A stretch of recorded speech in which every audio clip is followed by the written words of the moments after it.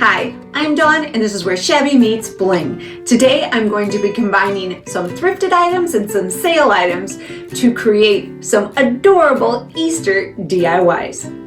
You are watching Easter Gingerbread DIYs.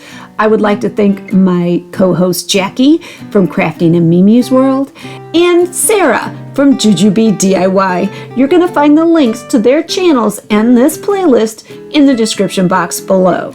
I came across this little Easter basket at a local thrift shop for 50 cents. And I thought it would be really perfect for me to take this little guy and turn it into a gingerbread Easter basket. First thing up for this little basket is to head to the spray booth. I mean my basement. It's gonna get spray painted gingerbread color. All beautiful baskets need a bow, so I am going to create a gingerbread bow from a gingerbread basket. And I am using foam sheets that I picked up at the Hobby Lobby, and I'm cutting them in 1-inch strips, and I'm going to form them into a bow. And this is so simple. I'm just using my little rotary cutter and making some straight strips. I will cut about a half a dozen to make sure I have enough. And once I have them cut, I will be painting them. Yes, they kind of have a gingerbread color now, but I need them to match. So they are also headed to the booth to get gingerbread color. Now they are painted, I need to make a little bow. And what I did first was just to kind of find my center point, and then I'm bringing each end into that center point and gluing them. So it creates just 2 loops of equal sizes on either side. Next, I'm going to take another one of those strips that I cut, and I'm going to create another set of loops inside, I should say on top of, you can look at it either way you want to, on top of or inside that first set of loops. And that being said, I'm also going to create a tiny mini loop within that bow. And I'll use the same process, basically making sure I find center and hot gluing them together. I will also use another one of my strips to create some tails for this cute little bow. You need to fill the basket, don't you? Yes, you do. So I'm going to use some shreds that I picked up at the Dollar Tree, and these are just the craft shreds. And of course, you know where they're headed. You know where they're headed. They're gonna get painted. They need to be gingerbread color. There needs to be more than grass in my basket, so I am going to make some peeps. Yeah, some peeps. I am starting with these little chicks, and they came in a package of 6. I think I got them at the Dollar Tree. I know they're not very cute. A friend of mine actually called them heinous. I think I'm gonna make 3 little peeps, and as you can see, they really aren't shaped like a peep is shaped. So I need to reconfigure their little bodies. We all know what a peep looks like, and it ain't this. They kind of look up versus straight ahead.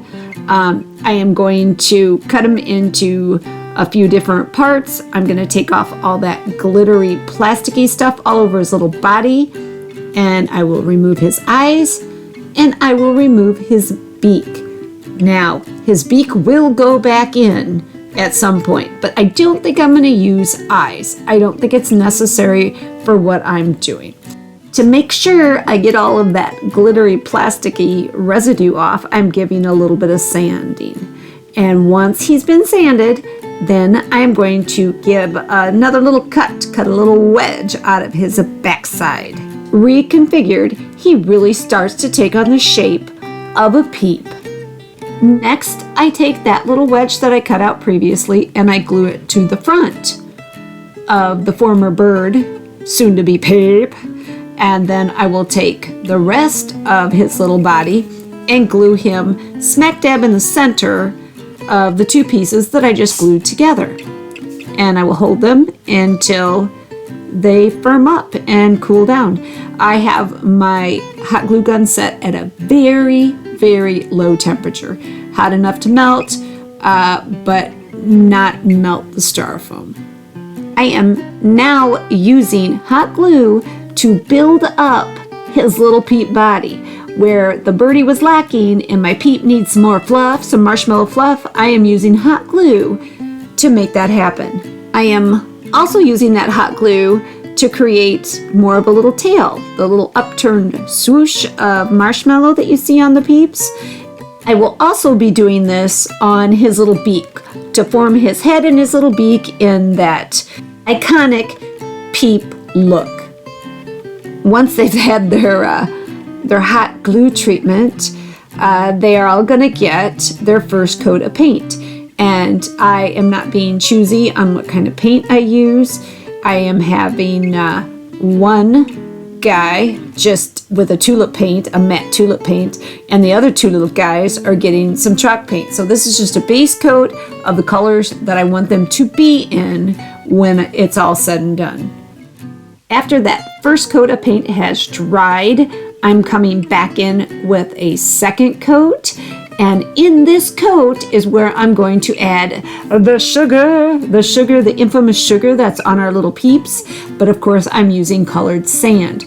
I picked up this beautiful purple sand at Hobby Lobby. They have a plethora of colors to choose from, and if you don't find what you want in the little section where this sand is, check out the bridal section because they have something called bridal sand. You may not have known that.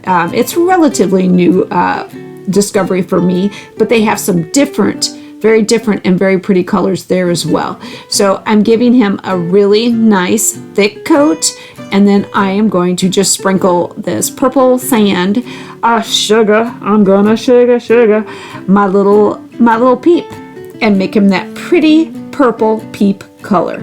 I felt that I could not just make little chick Peeps, I needed to make bunny Peeps. So I have more of that lovely foam from Hobby Lobby. These sheets are amazing. I use them for so many things. They are just so versatile and easy to work with. So I have a little cookie cutter, also picked up at Hobby Lobby. Their Easter is like, I think 40% off right now. So, I mean, anything you really want to have, grab it. If not, I always wait for all the sales to hit at the stores after season. But I just pressed in my little shape to my bunny, and I'm going to cut him out. I am making 3 Peeps, and for each Peep, I'm cutting out 3 bunny rabbits. The center bunny rabbit will be smaller than the 2 that sandwich him. And then what I'm going to do is take all 3 bunnies and I'm going to glue them together. After they're glued together, I am filling the little divot, the little crack, with some of my dimensional paint. And this is going to dry pretty darn quick because it's a thin layer and it's the same color. And then when I go to paint them, it won't show through. All my bunnies will get that initial coat of paint, and then they will get a sand bath or a sugar bath. I like the idea of a sugar bath much better. Super sweet. Now for the star of this show, a chocolate gingerbread Faberge egg. We all know what Faberge eggs look like, and they usually have absolutely gorgeous stands, and that's where I'm going to start with this project. I will be using a thrifted little mini cheese dome base and one of these wood pile rounds, and I'm going to sandwich them together to make a nice little pedestal for the base of my egg. I will prep that little thrifted item by giving it a thorough sanding, then brush off any excess dust from the little piece, and then I will glue it and clamp it together. Sit it back and just let it dry overnight. Once dry, Blue and I unclamp this little guy and we give it a coat of my gingerbread mixture. I will leave links in the description box on how I create both the spray painted gingerbread color and this combo as well. One of the examples of the Faberge eggs that I showed you had 3 awesome lions holding up the egg. Well, this is Easter, and this is gingerbread. So I'm going to have 3 of these cute little chocolate bunnies holding up my Faberge egg. I picked them up at Hobby Lobby. They are going to be positioned 3 of them on my base. I have already made some little templates out of cardboard, and I'm going to trace where these guys are going to get glued because I need to make sure that as I decorate, I don't inadvertently put something where my bunnies need to stand and get glued.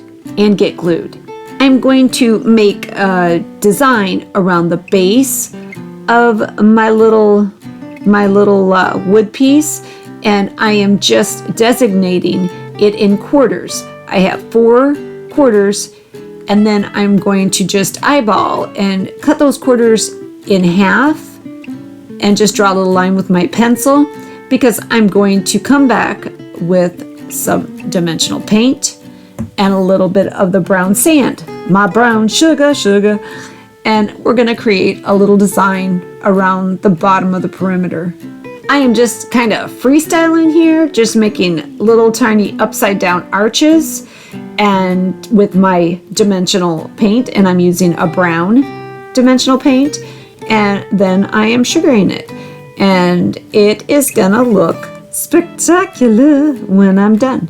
I will be using the dimensional paint and the sand to add some other details on the base as well, and then I'm going to add these cute little eggs. I'll be using 3 of them, and they will be placed in between around the perimeter in between each bunny. So 3 bunnies, 3 tiny little eggs, and I'm going to paint them this beautiful celery green. The celery green is important because of the image that's going to go on my Faberge egg. It will have the same green in it.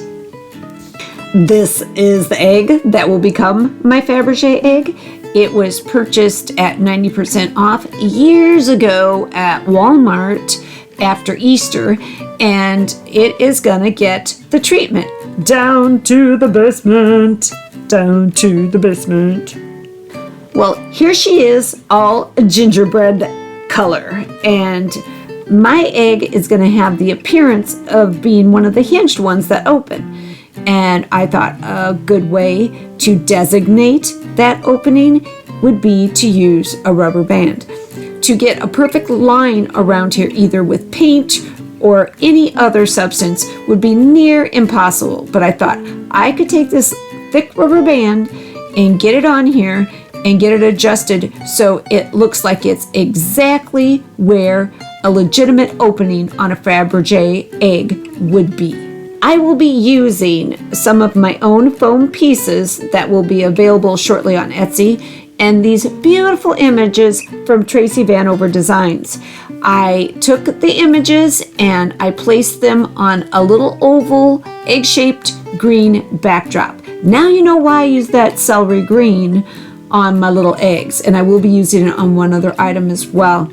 But I took the little images, I cut them out. They're actually printed on rice paper, and this was a lovely tip from Tracy herself, who says if you print them on rice paper and you use Mod Podge, they will blend right in and almost like seamlessly to the item you're putting them on. But these are some of the little foam items that I have made, and I am going to place them around my eggs strategically. They're going to be cupping the bottom of these beautiful images, and I will be using 3 images total. Once again, 3 is my magic number for this beautiful little Faberge egg, and I'm just hot gluing them in place. As you can see, I have 2 other little foam items, the little scrolls, to designate the opening like a little clasp would have on a Faberge egg that would actually open. Once I have all my little foam components glued into place, I am going to give it a coat of the gingerbread paint mixture that I am going to brush on. Then I will take it down and hit it again with the spray paint. And you can see where all my little foam pieces are. The one nice thing about these little foam pieces is they will contour. They are thin enough that no matter how long they sit around, they're going to be pliable and they will form to the contour of curved items. As you can see, that rubber band is staying. It's going to become a permanent part of this egg, and I am painting it as well. My egg has had its final coat of paint, the spray paint, and now I'm going to apply those beautiful images to my gorgeous egg. I am using a matte Magie Apage, and I am smoothing it gently on with my finger, and then I'm hitting it with a paintbrush to just very lightly get it to lay flat. And it does, it lays flat beautifully. After I get my 3 images put on, I will be doing some detail paint with that chocolate brown colored dimensional paint. And once that's complete, we have to create a beautiful little finial for the top of the egg, because they all seem to have those beautiful little finials. I am going to use a tiny little drawer pull and a little foam egg, and I will be gluing the foam egg to the top of my drawer pull, and then I am going to paint it. We're going to give it one nice solid coat of paint. Then I will come back and I am going to paint that egg, that beautiful green celery color, to tie it all together. So we will have some of that green on the base, some on the egg itself, and then some on the finial. It's nice to repeat a color 3 times, and that is what we are going to do here. Our projects are complete, and we're going to take a look. We're going to start with the Easter basket and those sweet little peeps. So we have gone from heinous little birds to happy little peeps. Here's our little yellow peep, looking all sweet, just hanging out. And there's my purple chick and my pink chick. And our bunnies. I did do a gingerbread bunny and a purple and a yellow. And I did not use eyes because I didn't want anyone to mistake them for the real thing and eat them. You can see the beautiful bow on the side of the gingerbread basket, and the grass is gingerbread as well. This basket is adorable, but it was made to really be an Easter basket. So let's fill it with some candy. Chocolate eggs, chocolate bunnies, candy bars, cookies. You can't go wrong. Something for everybody. All I need to do now is cover it in some cellophane or some tulle and add a big old bow at the top, and happy Easter. Happy Easter to some lucky kid or adult that's gonna get some yummy treats. Where are the peeps? Let's take a look. I took one of my old Crocs and I made a peep pot. I put my little peeps right in that little pot, added a bow and some eggs, and how cute. What a cute little display for Easter. Absolutely am in love with my peeps. I will try this again, maybe with some different candies, but I am thrilled with the outcome. Let's take a look at our Faberge egg. So, from what started with a plastic, it looks like an ostrich egg, to a chocolatey, gingerbready, beautiful Faberge egg. Here you can see all that detail on the base, the gingerbread dots, the chocolate dots, the sugar, and here's the finial at the top. Also painted that beautiful celery green. Look how cute those chocolate bunnies look holding up that egg. Just like those lions. Grr. And there you can see one of the beautiful images. There are 3 on here. Sweet little bunnies with that same green outlined in chocolate and totally decked out with those little foam pieces to make it all cohesive. Here you get a look at image number 2. That sweet little bunny. Isn't he adorable? Here's the back of our egg, which is going to represent the hinge. And you can see the rubber band, which truly looks like it would open, like it is truly an opening for a Faberge egg. And there is our beautiful third image. Overall, I am delighted with my gingerbread chocolate Faberge egg. It's already one of my very favorite Easter decor items, so I will be keeping this forever. Once again, I would love to thank Jackie and Sarah for having me join them in this Easter gingerbread DIY collaboration. You're going to find the links to their channels and this playlist in the description box below. I hope you enjoyed this video. If you did, give it a like, share it with your family and friends and anybody that loves Easter decor. You can follow me on Instagram and check out my shop on Etsy. Leave me a comment. I would love to hear from you. Ring the bell for notifications of my upcoming videos. You can support this channel by subscribing, so don't forget to subscribe. But for now, this is Dawn with Shabby Meets Bling. Thank you so much for watching, and we will see you next time.